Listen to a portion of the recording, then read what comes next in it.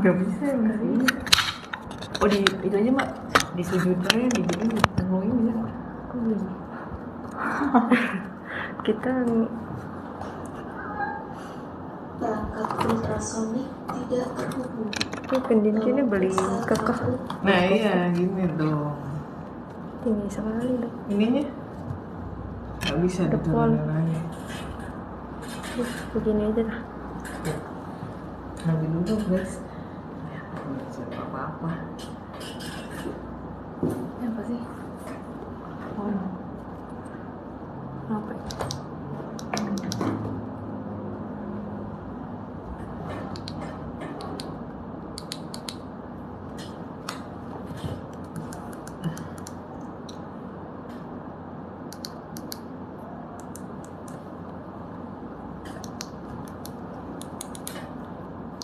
ini apa sih? Nggak bisa. Harus itunya enggak pakai Kamera. bluetooth-bluetoothan enggak? Oh diaktifin bluetooth. Harus ya. Atau di tempatnya dokter Holly aja dah, di situ. Kenapa tuh? Kayak kemarin tuh ke arah tembok tuh. Kita kemarin nggak ikut. Karena tembok gimana? Yang lebih di sana. Disorotnya kan ke tembok yang di itu tuh ruangannya Holly, dokter Holly. Iya berarti kan di situ kan waktu Iya yang iya. Kita sebelahnya biar nggak nunduk-nunduk gitu lah jadinya.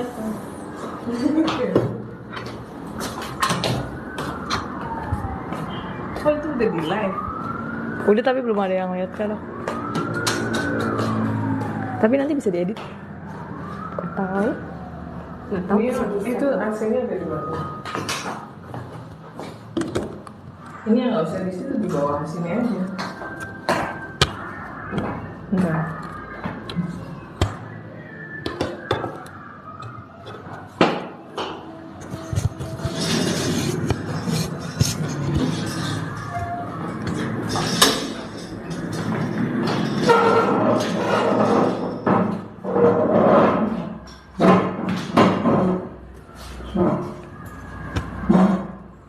Udah dimatiin semua.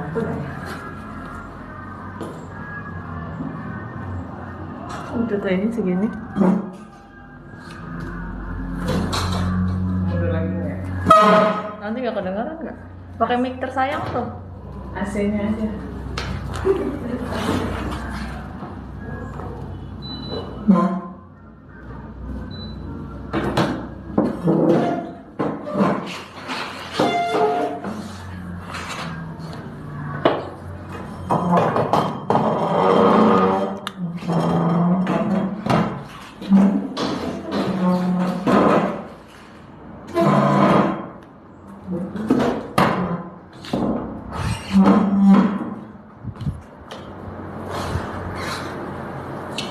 Apa produknya mau dibenerin dulu kan?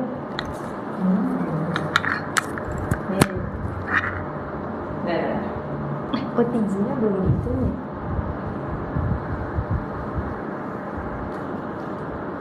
Ini bisa nanti ke kos nggak ya? Bisa.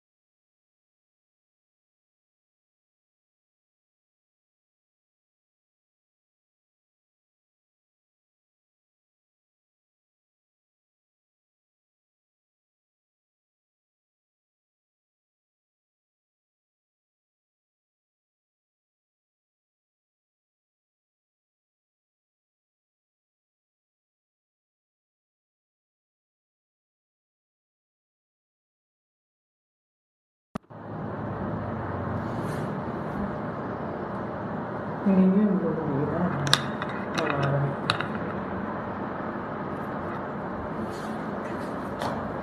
Ini ya.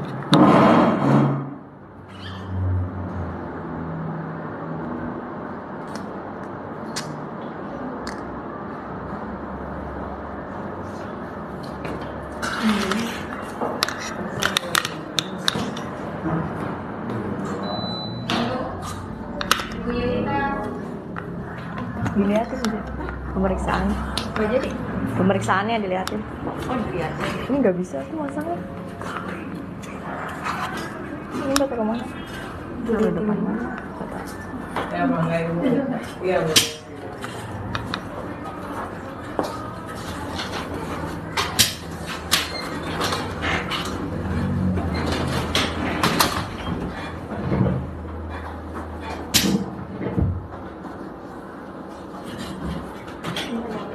Kontrol lagi nih dia. Sekarang udah 5 bulan ya. Iya. Di ke arah sini aja, dipegang aja di USG nya.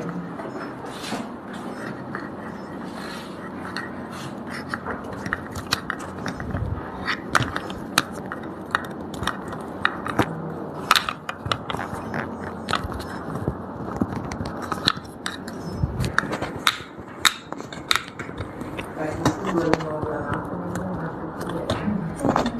Sekarang udah 5 bulan.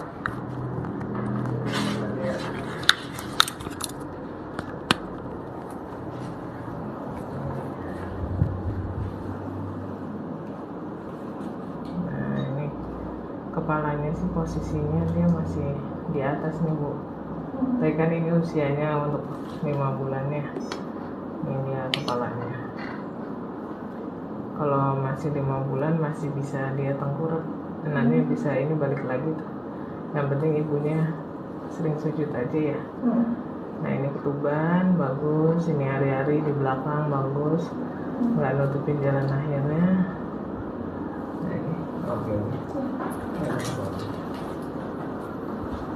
Nah ini jantungnya kita bisa dalam.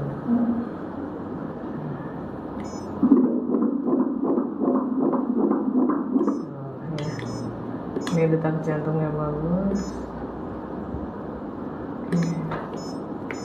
Normal ya bu ya. Ini tulang belakang dindingnya. Tuh dia normal bagus ya.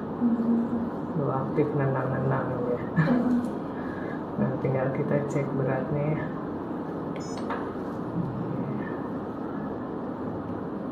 Nah ini bagian kepalanya. Ibu suka ini nggak makan pedes nggak? Udah dikurangi. Iya kalau bisa sih dikurangi aja. Soalnya dia pengaruh ke ini ngedorong bayinya ke bawah. Dan sering makan manis. Makan manis. Kalau 5 bulan tuh udah kelihatan dari suaranya. Nah masih belum begitu jelas sih, tapi nanti coba kita cek aja ya bu ya. Nah ini beratnya 445 gram sesuai 21 minggu. Sesuai ya? Jadi udah 5 bulan lebih. Ya.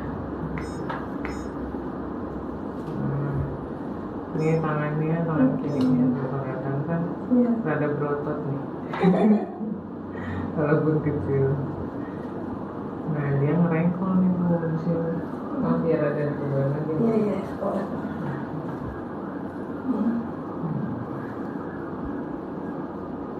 Kalau bunga tuh segede apa ya? Segitu.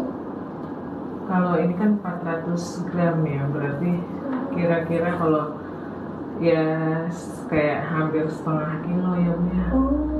Gitu aja sih, kayak buah inilah. Iya, kakaknya alpukat ya, melon kecil. Dari ini matanya, ini hidungnya, ini bibirnya atau ketutupannya dengan tangan kirinya. Kaki Ada ini, lagi nongkrong. Cuma jenis kelamin dia ketutupan nih bu. Iya dia nutupin aku ke kaki. Tuh kakinya dia nongkrong gini dan posisi bokongnya di bawah jadi rada susah identifikasi. Berarti itu tuh masih bisa muter kah? Bisa. Emang muter-muter terus ya. Iya. Berarti kalau masuk ke panggul itu usia berapa minggu? Nah biasanya sih 9 bulan kalau Oh, masuk panggul. panggul Iya. ya. Itu aja. Nah kita coba barangkali penasaran ada lilitan enggak. Nah ini nggak ada lilitannya, jadi dia kemungkinan besar untuk bisa rubah posisi bisa. Gitu. Oh gerak-gerak terus. Udah sering kedudukan apa? Iya. Aslinya segini Bu, dia gerak-gerak itu. Iya. Tapi kan ibunya masih belum begitu berasa ya. Kayak kedut lagi, kayak pindah-pindah kalau lonjol. Tapi kalau kelihatan lonjolnya sih belum. Belum, iya nanti di 8-9 bulan. Ya, ini ada lagi geraknya. Ini ada tadi ya. Ada pertanyaan lagi ya. Cuma normal aja ya Mas, ini maksudnya udah ada berarti. Udah sempurna udah. Ya udah, nah tapi organ-organnya pembentukannya belum sempurna. Organ-organnya karena masih terus berproses Ibu ya.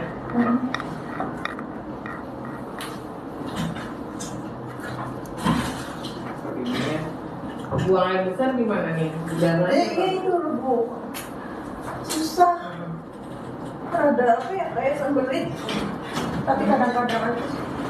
Sebenarnya sih kalau ibu mau lancar bisa kita kasih vitaminnya yang dia mengandung istilahnya lactobacillus, jadi ya bisa lancar dia mengandung. Tapi jarang-jarang aja sih kadang-kadang. Cuma kayak pas di perut udah gede tuh jadi sesek tuh jongkoknya tuh. Udah mulai kan. Rasanya ya. Tapi ini kan masih 4 bulan lagi Bu. Iya, masuk. Jadi harus sabar-sabar aja ya. Lebih sehat ya. Nah yang kemarin kan dikasih vitaminnya ini enggak diminum nggak yang interlaknya?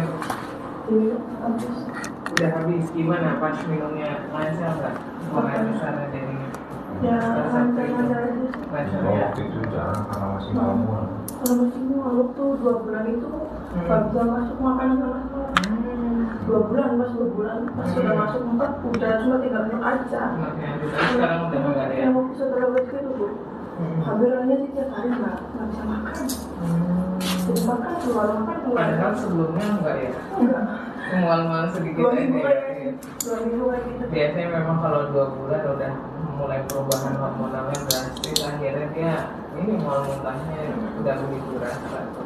Nah vitaminnya udah punya belum nih Ibu? Udah ada ya? Kolamin ya? Bisa itu. Pil tambah darah ya sama Iya, kalsium tambah darah, diterusin kalsium aja. ada. Udah cukup sih ya, nggak perlu ada tambahan lagi, paling ya itu aja kalau ibunya ada kendala buang air susah-susah ditambahin itu makan kayak gimana ditambahin aja dah. Sewaktu-waktu susah diminum Kalau nggak harus sekarang nggak apa-apa. nggak apa-apa. Ya udah dikasih Targetnya sekarang. apa sih namanya tadi interlaktor. Jadi Tinggal ini aja beli aja ya. iya boleh atau diresepin juga nggak Iya, apa-apa. diusahakan nggak apa-apa. Barangkali kelana ya.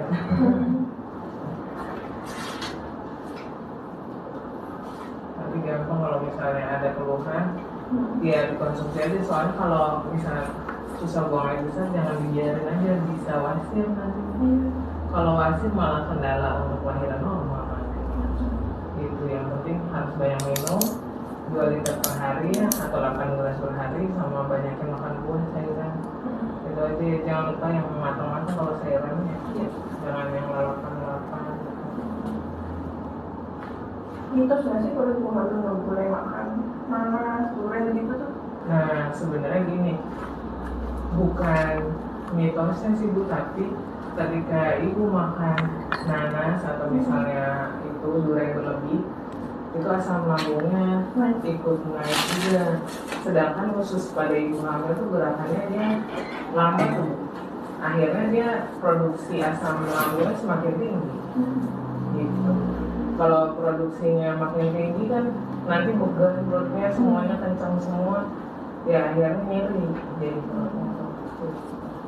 Jadi lebih baik sih dihindari, bukan karena mitosnya tapi karena menyebabkan penyakit gitu. Gitu aja ya. Iya. Ya, udah pertanyaan lagi nggak? Udah. Udah jelas ya. Ya udah nanti tinggal kalau kontrol lagi. Sekarang kan udah 5, boleh 11 kali atau 12 kali. Ya, Makasih ya. ya sama-sama ya.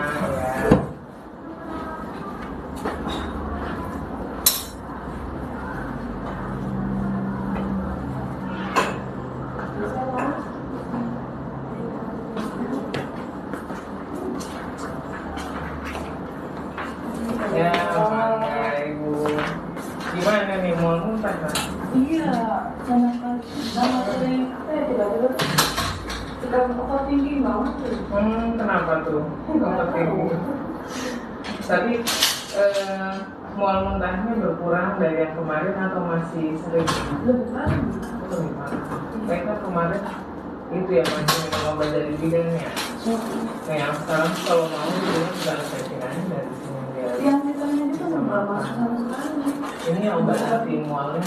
Biar diobatin, biar bisa masuk lagi. Sekarang usianya udah 89 ya, jarak berapa lama tuh dari kemarin? 5 hari ya? Iya. Ya udah ini kita cek aja dulu ya. Nah, ya udah kita punya tujuannya. Ini overthinkingnya tuh karena ibunya. Jadi kayaknya itu aja wes kita pusat. Enggak. Mereka lebih ke apa ya? Yang sering jadi sasaran.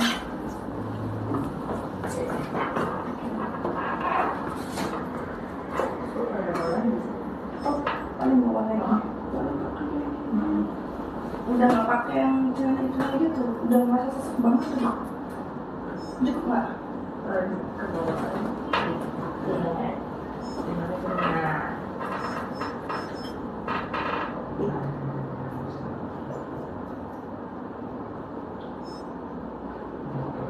Kemarin tuh yang masih kantong itu ya Bu ya?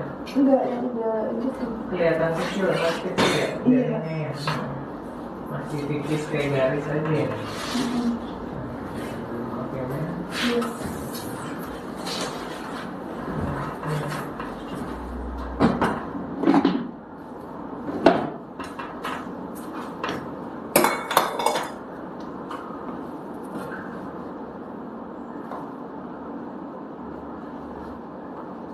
Nah ini udah kelihatan janinnya udah ada detak jantung juga tapi ukurannya masih kecil. Kita berusaha ya. Nah ini udah ada detak jantung. Udah.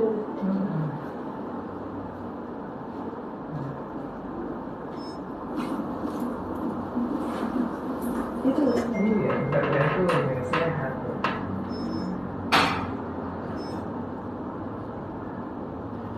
Kalau yang dami-dami itu, apa gitu?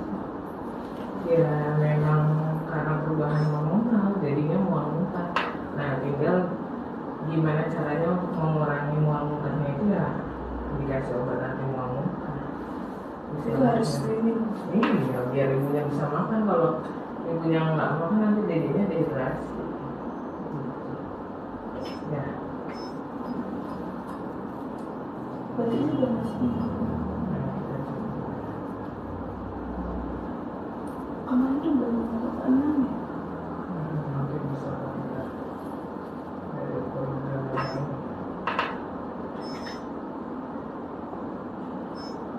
Karena masih kecil ini kelihatannya kecil-kecil aja.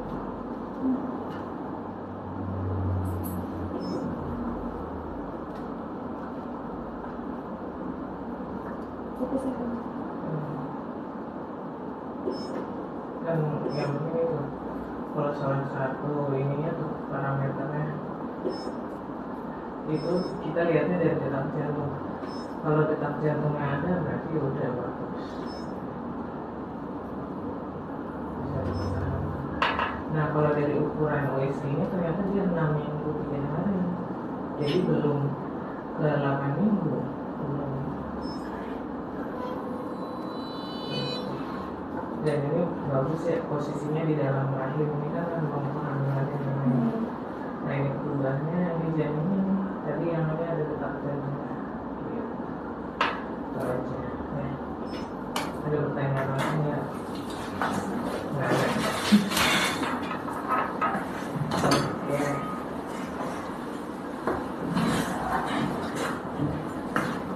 Jadi paling biar ibunya bisa makan minum, ya kita kasih obat anti mual ya.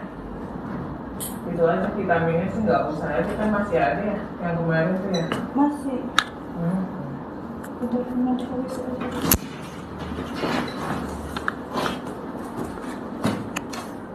Terus nggak usah khawatir, yang jelas sih kondisi janinnya bagus. Tadi detak jantungnya 130 normal. Ya. Yang penting ibunya minumnya masuk, makannya masuk gitu. Bisanya masuk makanannya apa aja nih? Apa? Iya, gue bisa. Iya. Buah ya? Kalau gue tuh ada pantangan ya sih, nggak boleh buah ini sama ini gitu tuh.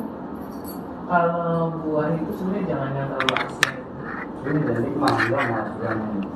Nah kadang tuh ini kalau makan mangga enak sih di mulutnya. Iya. Tapi ketika di perutnya tuh Iya, tapi muntah lagi kan. ngesis atau enak-enak kayak gitu akhirnya. Jadi jangan mangga ya. Kalaupun mau pir, buat pir enak adem di perutnya tuh. Gitu. Itu sih yang paling aman sebenarnya pir. Terus Gitu. Kalau yang lainnya ya buah apel tapi yang manis boleh. Gitu. Terus kalau semangka jangan ya karena dia bergetah.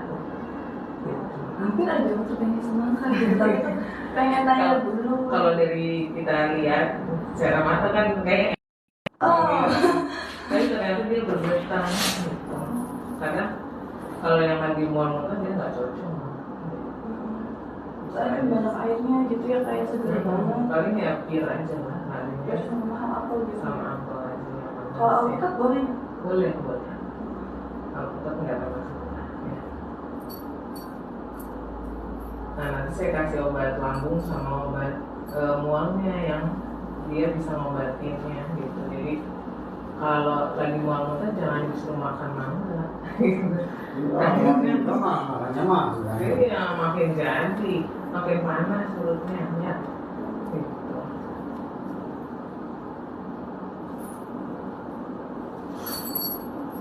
Yang penting bisa masuk makanan. Ya.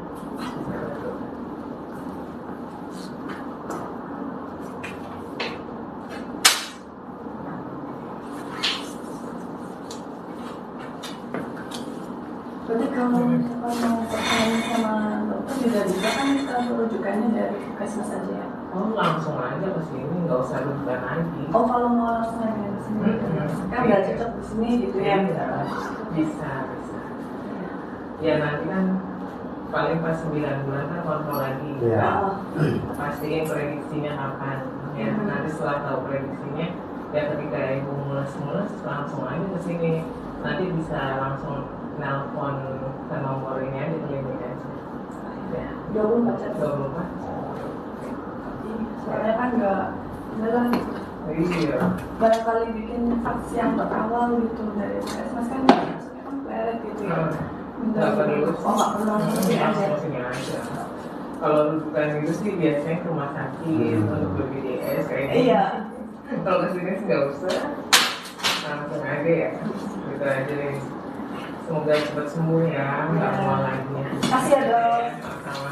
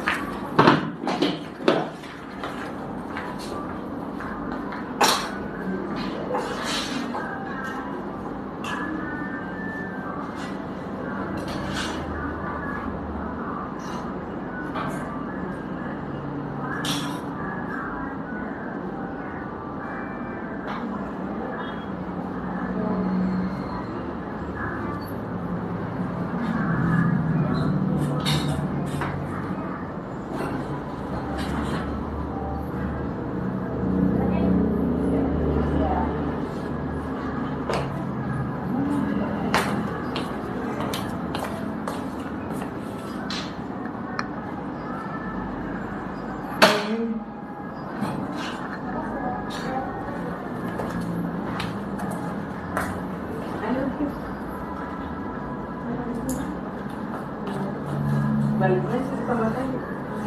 Udah ada yang bergabung. Jangan sambil lagi Pak.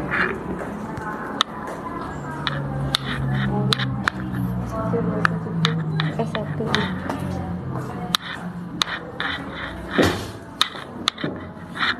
Cek. Assalamualaikum warahmatullahi wabarakatuh. Lebih mendingnya di ngadepin ke aku aja lah. Ininya. Biar akunya tahu posisi apa. Ini aja diputar. Bentar dok.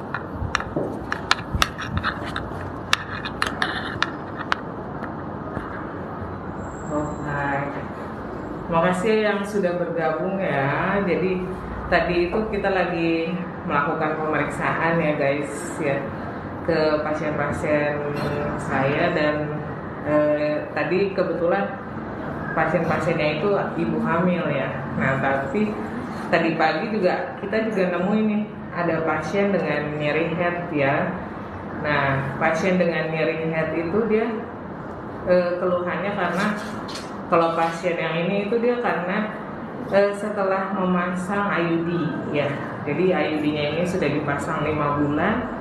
Nah, tapi dia mengeluhkan nyerinya pada saat ini. Apa tuh kira-kira penyebabnya ya? Bunda-bunda semua. Jadi kalau dia nyeri head setelah memasang IUD sudah terlalu lama, sudah 5 bulan atau tidak saat setelah dipasang IUD-nya, nah itu kemungkinan besar penyebabnya adalah adanya infeksi ya. Infeksinya itu paling sering terjadi karena keputihan. Nah kalau keputihan ini balik lagi, apakah higienitas dari pasien itu bagus atau enggak? Nah jangan salah ya Mams ya, kalau misalnya Mams itu untuk menjaga kemaluannya biar tetap kering dengan ventilator misalnya atau misalnya pembalut, nah itu jangan salah, itu juga berbahaya ya Mams ya gitu. Karena ketika kita pakai ventilator ataupun pembalut itu kita itu merasakan tidak lembab kemaluannya karena selalu seperti kering terus gitu. Nah aslinya dia itu lembab yang terlalu berkepanjangan dan itu sering banget menyebabkan keputihan yang kronis ya Mas ya gitu. Jadi kalau misalnya seperti itu harus diobati ya keputihannya sehingga tidak menyebabkan nyeri ya Mas ya.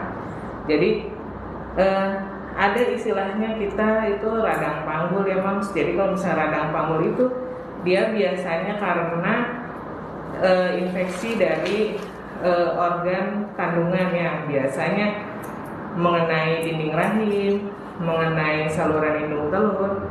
Nah itu bisa menyebabkan rasa nyeri berlebih tidak hanya pada saat menstruasi Mams. Kalau seperti itu nyerinya itu biasanya di luar head juga tetap nyeri gitu ya. Oke, sambil kita mau ngobrol lebih lanjut nih, siapa tahu ada yang mau tanya-tanya, silakan ya tanya-tanya di sini. Jangan lupa like juga ya like kita. Nah terus saya kasih waktu nih, ada yang mau bertanya nggak kira-kira? Kalau belum ada yang mau bertanya, ada yang mau bertanya nggak? Ini saya buka maskernya ya tadi karena ada pasien nih, jadi harus pakai masker. Kalau udah nggak ada pasien kita boleh buka masker ya. Jadi yang namanya nyeri head itu ya Moms ya, jadi bisa timbul pada saat hari kedua mens biasanya ya. Dan itu terjadi karena proses peningkatan dari prostaglandin ya. Nah prostaglandin itu apa ya Moms ya? Jadi dia itu adalah penanda inflamasi pada endometrium yang dihasilkan ketika terjadi peluruhan dari dinding endometriumnya. Jadi Moms itu akan merasakan menstruasinya atau darah yang bergumpal-gumpal ataupun terlihat jaringan. Nah itu adalah jaringan dari endometrium yang sudah luruh seperti itu. Nah kalau misalnya nyeri seperti itu, nah itu biasanya ada nyeri karena memang kontraksi rahim akibat peningkatan prostaglandin, atau itu yang kita sebut nyeri primer ataupun nyeri sekunder ya Mam ya.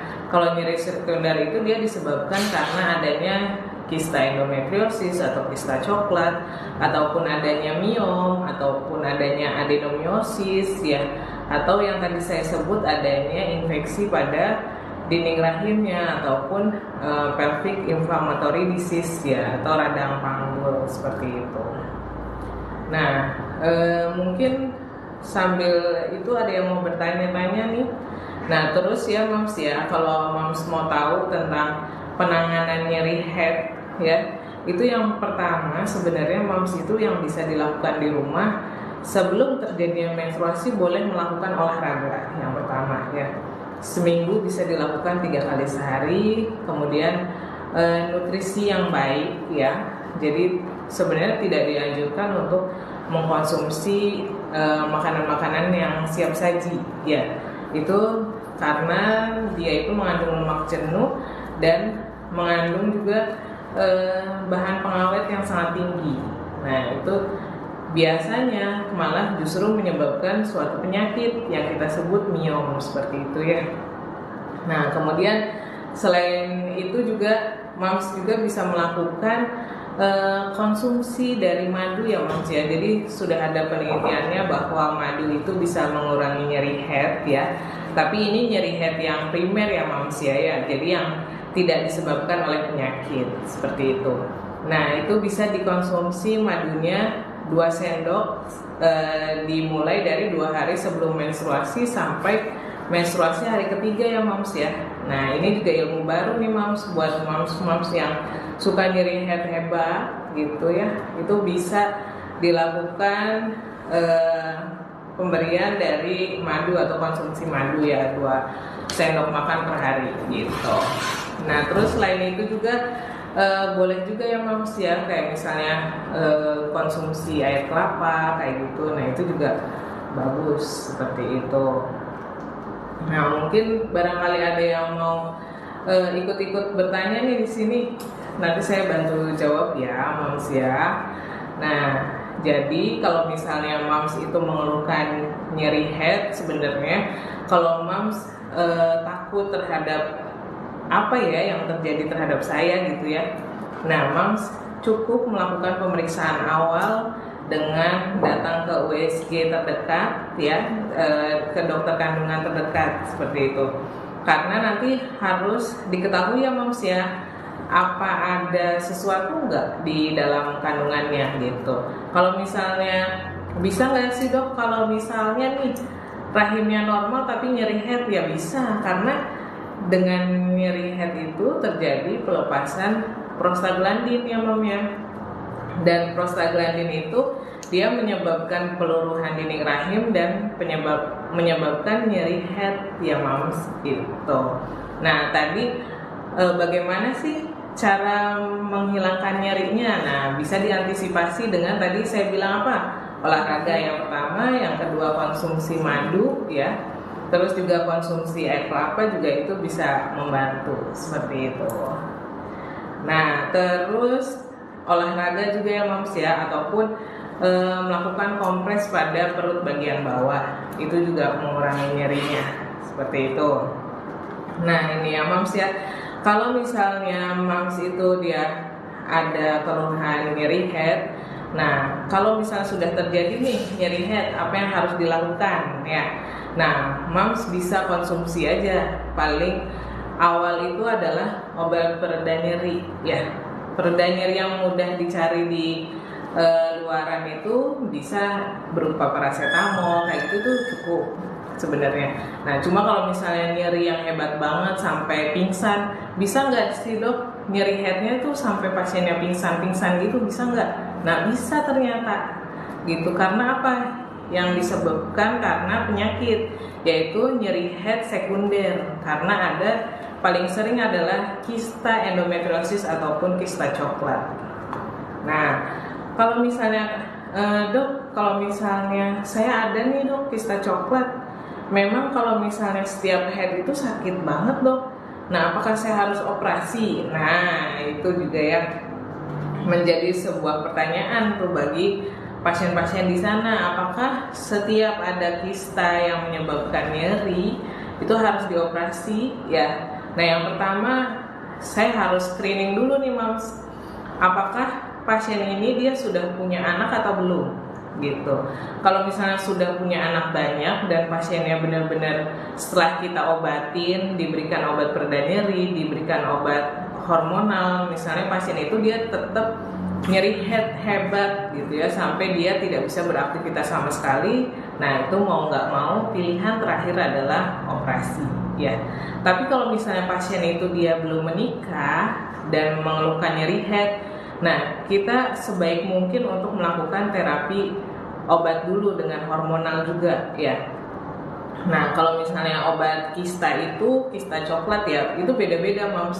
Kalau misalnya obat untuk kista endometriosis itu dia istilahnya obatnya dia bisa kita berikan antioksidan ya.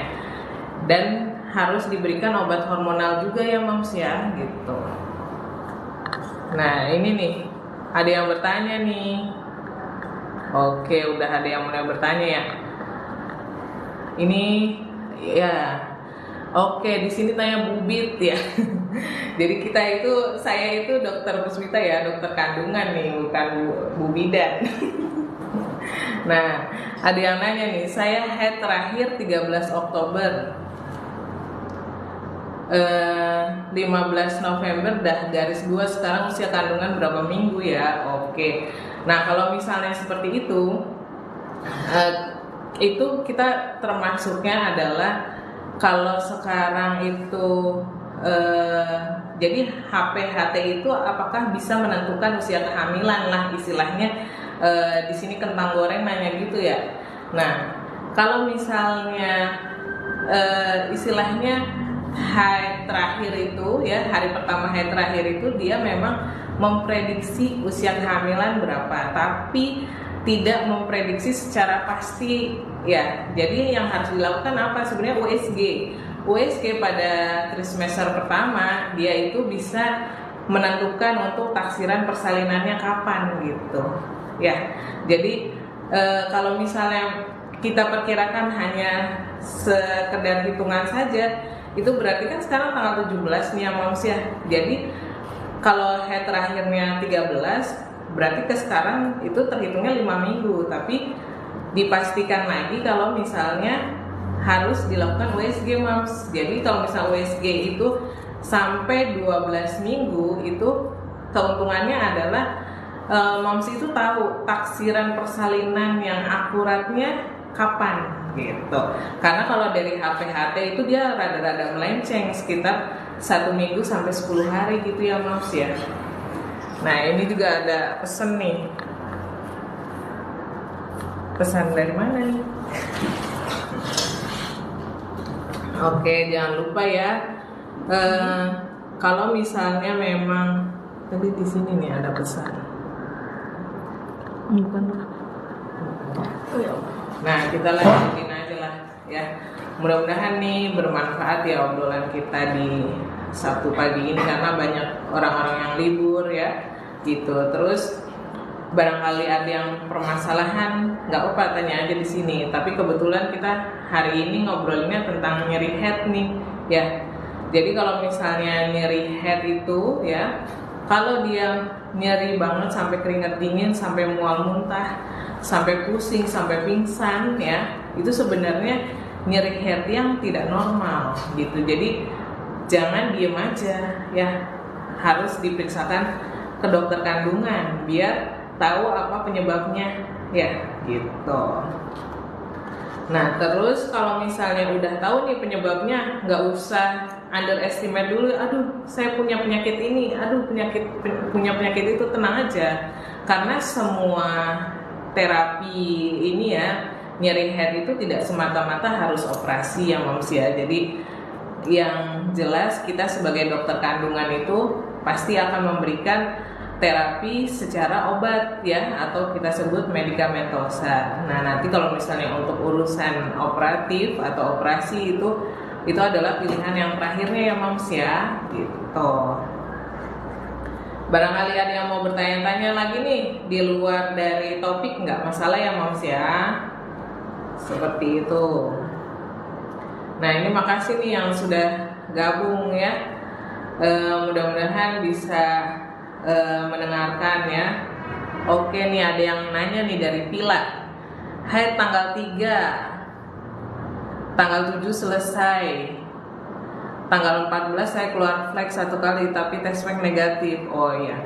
Nah itu kalau misalnya Ibu Pila ya, kalau misalnya ada keluar darah di luar menstruasi ya. Nah ini kalau jumlah lama harinya itu hanya 4 hari, sebenarnya kita sebutnya oligomenorrhea Moms ya.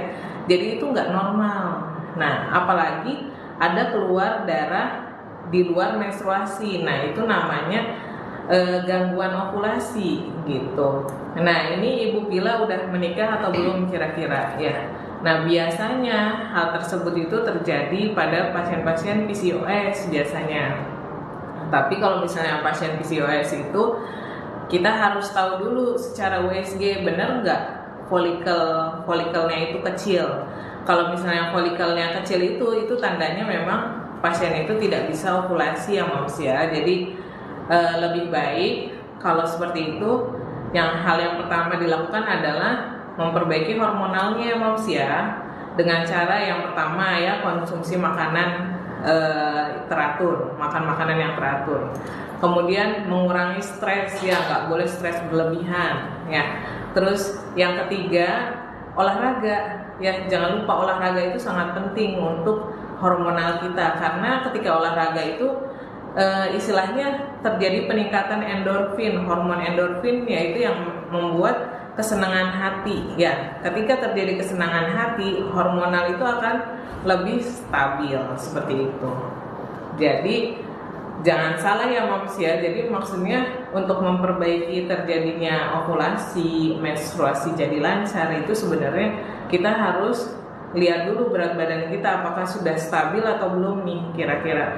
Kalau misalnya belum stabil ya harus distabilkan dengan cara olahraga. Terus kita kurangi nasinya, kurangi makan gorengannya kayak gitu.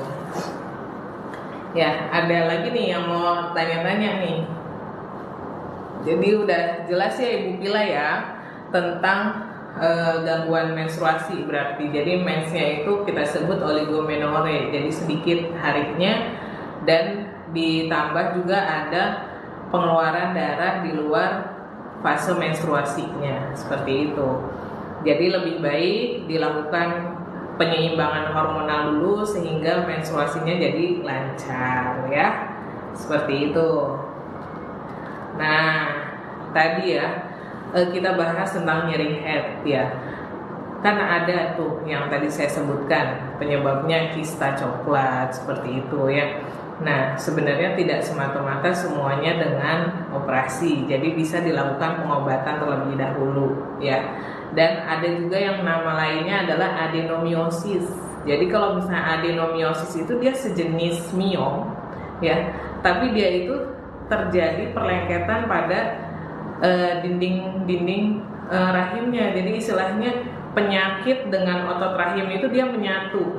Akhirnya kalau misalnya dilakukan operasi itu juga lebih berat gitu dibandingkan operasi miom. Kalau operasi miom itu karena dia ada kantong, dia akan mudah untuk kita keluarkan. Tapi kalau misalnya adenomiosis, kita itu hanya bisa melakukan pengeluaran dari jaringan-jaringan yang sakitnya seperti itu, tapi tidak seperti semudah operasi dengan operasi miom seperti itu ya, gitu. Dan kalau misalnya ada adenomiosis sebenarnya ya itu ya, kalau misalnya kita parameternya pasiennya setelah kita obatin, pemberian obat hormonal, pemberian obat anti nyeri apakah berkurang atau enggak ya. Ketika misalnya berkurang ya sudah, sebenarnya kita pertahankan tuh untuk terapinya seperti itu. Jadi terapi medikamentosa saja, tidak perlu terapi operasi seperti itu. Nah kecuali misalnya pasien ini setelah minum pengobatan berbulan-bulan gitu ya, berkali-kali tapi dia ternyata tetap nih nyeri aja. Kalau misalnya anaknya cukup, kita bisa lakukan pengangkatan rahim. Tapi kalau misalnya anaknya belum cukup, kita bisa lakukan pengangkatan hanya penyakitnya saja, seperti itu. Nah gitu ya Mams ya. Nah terus mungkin saya obrolin pasien tadi ya, kehamilan yang tadi. Jadi kalau misalnya pasien-pasien hamil itu sebenarnya kontrol yang baiknya sih berapa kali sih Mams per setiap kehamilan gitu ya. Nah yang paling penting adalah USG pada kehamilan trimester pertama itu bisa 1-2 kali ya Mams ya. Kemudian nanti di trimester kedua itu bisa dilakukan 1 kali lagi, dan di trimester ketiga bisa dilakukan 1-2 kali. Jadi totalnya itu kalau semuanya dilakukan itu bisa 5 kali dalam kehamilan gitu. Nah itu yang ideal ya. Tapi ada juga nih Mams, kalau pasiennya mau sebulan sekali gimana dok? Boleh nggak? Ya boleh aja. Apakah USG itu berpengaruh terhadap janin? Tidak gitu. Kalau misalnya USG tidak akan membuat kelainan pada janin seperti itu ya. Justru dengan dilakukan USG di trimester pertama, kita bisa screening yang namanya apakah ada Down syndrome atau enggak ya Mams ya, dengan cara melakukan pengukuran pada nukal translucent seperti itu. Jadi di bagian tulang belakangnya itu nanti janinnya kita ukur lebar dari nukal translucentnya seperti itu ya. Nanti apakah dia normal atau enggak.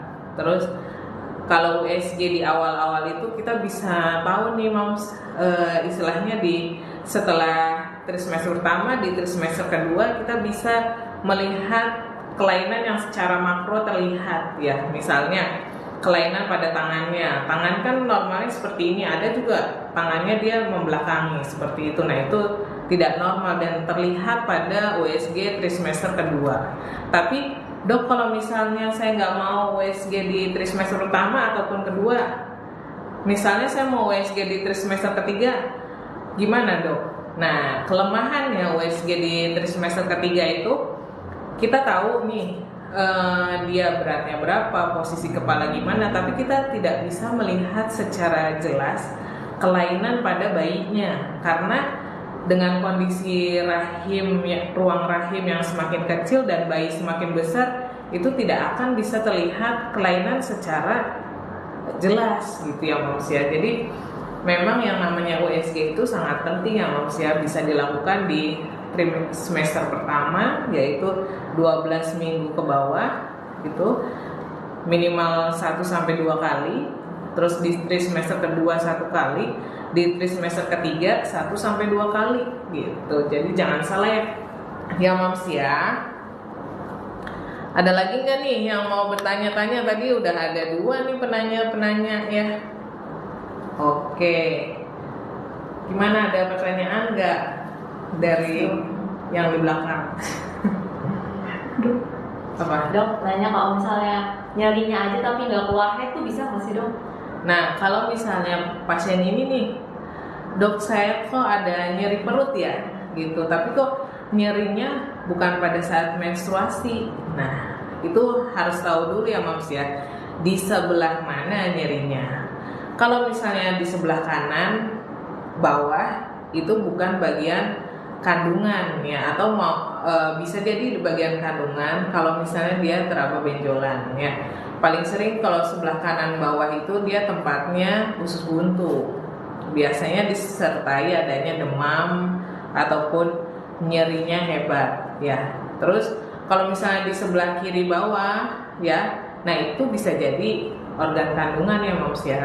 Jadi kalau misalnya ada nyeri perut bawah, terus pasien ini dok saya ada keputihan gitu, ada gatel, ada bau ya. Nah itu biasanya dia berhubungan dengan radang panggul ya Mams ya. Jadi kalau misalnya Mams nggak mau terjadi radang panggul terus menerus ya, ketika keputihan pertama kali itu harus dilakukan pengobatan langsung ya Mams ya.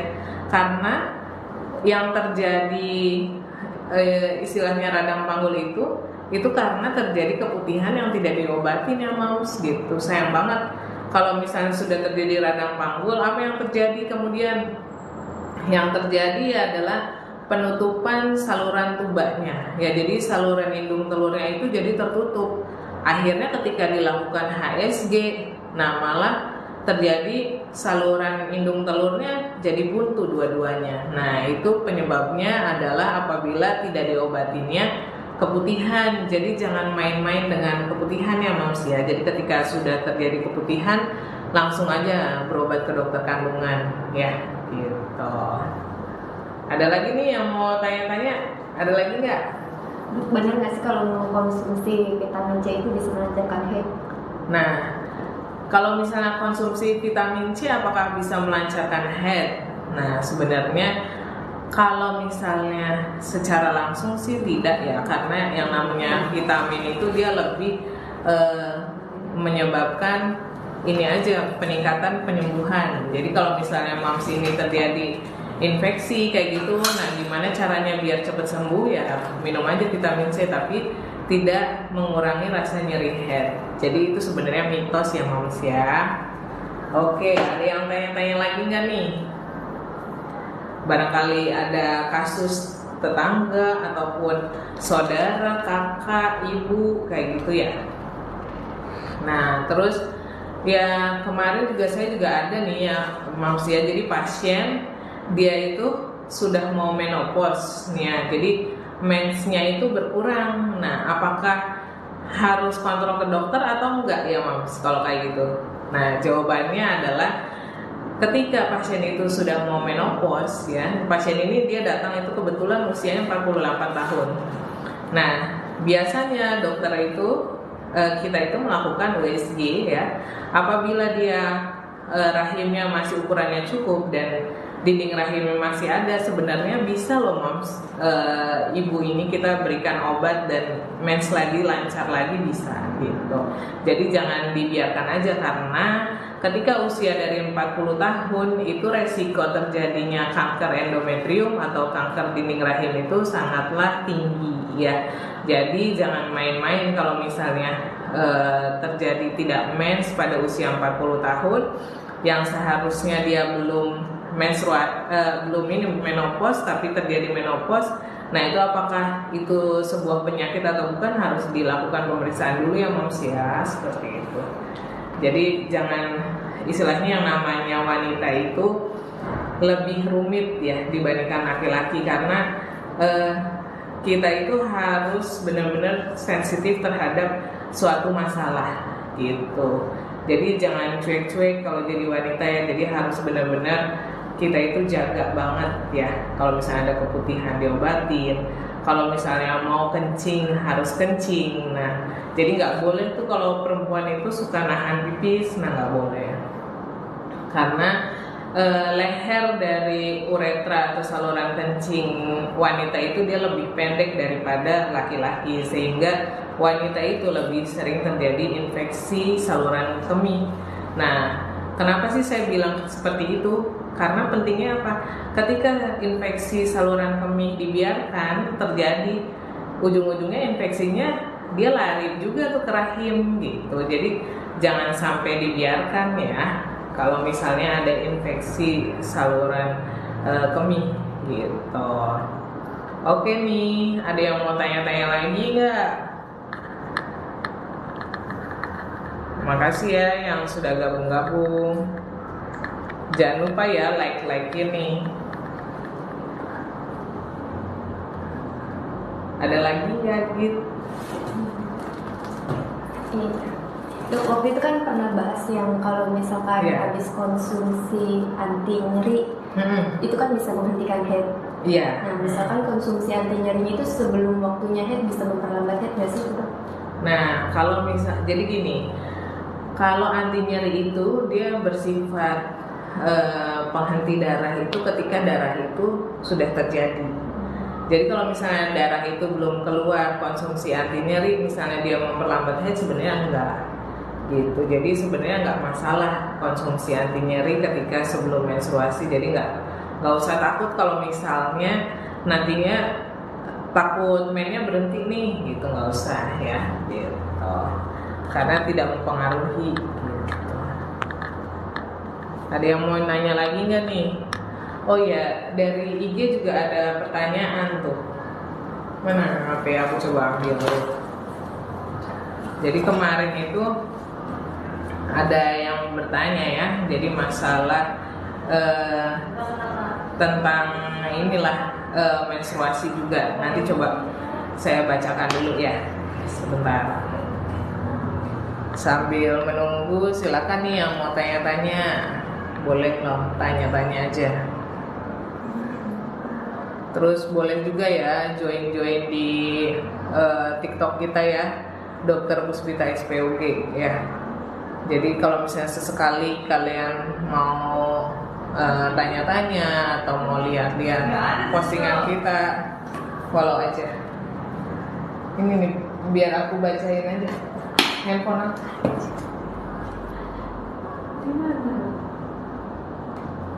Handphone aku kayak di dekat itu deh, duduk.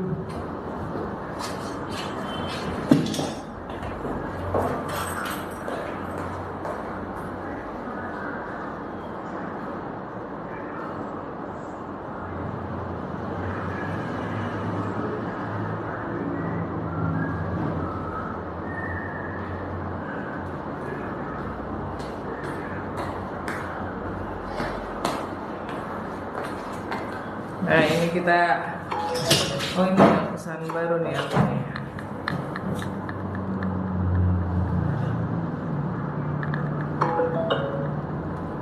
Kayaknya iklan doang gitu deh. Enggak, kalau yang baru bergabung tuh. Oh, kalau baru bergabung, oh gitu. Nih ya kita bacain nih pertanyaan-pertanyaan yang kemarin ditanya lewat IG ya. Jadi banyak banget nih yang tanya-tanya nih. Ini dari Ibu Iin.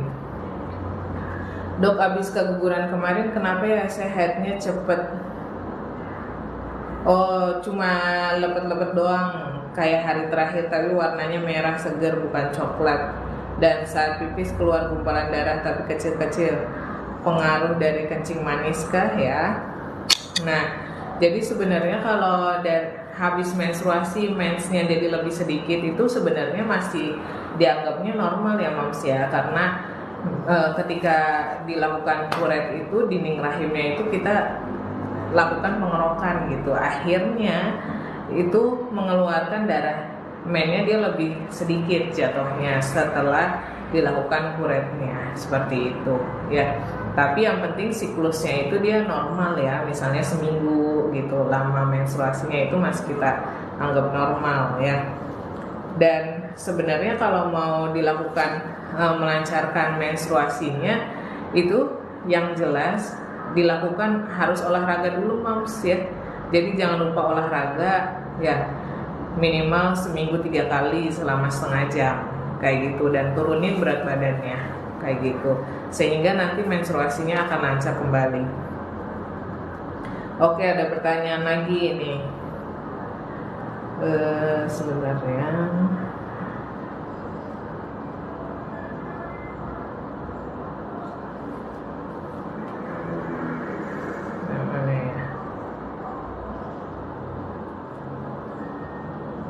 Oh ini nih, jadi dia tanya, dok, suami saya itu dia testisnya itu dia tidak pada tempatnya, jadi bukan di skrotumnya atau di kantong kemaluannya ya. Nah, apa sih yang berbahaya ketika terjadi seperti itu? Jadi itu adalah kelainan yang terjadi pada suaminya. Jadi laki-laki itu bisa juga terjadi kelainan undensensus testis. Jadi testisnya itu atau bijinya itu dia tidak turun pada kantongnya. Nah itu bisa terjadi ya Moms ya, dan bisa menyebabkan kelainan dari sperma. Jadi spermanya itu dia ekstrim sangat sedikit, istilahnya kayak gitu ya. Dan apa sih yang harus dilakukan sebenarnya kalau misalnya memang seperti itu? Kalau tidak bisa dikembalikan lagi ke tempat normalnya, itu harus dilakukan bayi tabung ya Moms ya. Jadi kalau misalnya bayi tabung itu si testisnya itu harus dilakukan operasi dan diambil. Jadi kalau misalnya dia terletak masih di perut, itu harus diambil karena dia bisa menyebabkan kanker. Karena kalau misalnya sesuatu tidak pada tempatnya itu dia dianggap oleh badan itu sebagai benda asing dan harus diposisikan ke tempat yang semula seperti itu. Nah akhirnya saya saranin aja kalau seperti itu bayi tabung ya lebih baik ke dokter fertilitas ya. Terus, nah ini ada pertanyaan lagi ya, mana ya? Sambil saya buka-buka pertanyaan ini, barangkali Mams ada yang mau bertanya, silakan bertanya aja ya Mams ya.